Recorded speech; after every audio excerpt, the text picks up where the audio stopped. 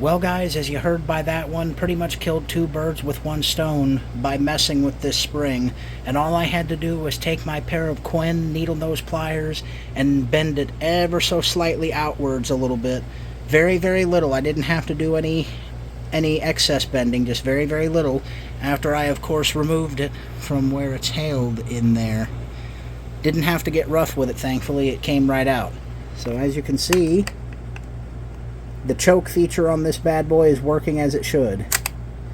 On top of that, another issue that I ended up fixing just by filing off a small piece of upper plastic there was the delay in turning off.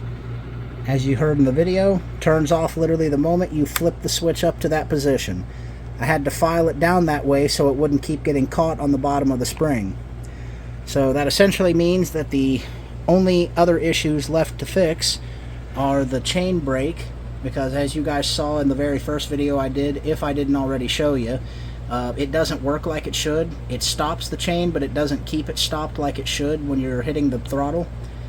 And that's the only other real concern. And maybe a clutch spring or a whole clutch assembly, because it may or may not be worn. Besides that, besides what I did to the spring and the new fuel cap and the freshly tensioned spring, the only other thing that I would need before I start using it is the air filter. But that's something for a later date, or hopefully sometime soon if I find something at a good price, because as you know, with the holidays, money is tight. So yeah, just figured I would share that with you guys.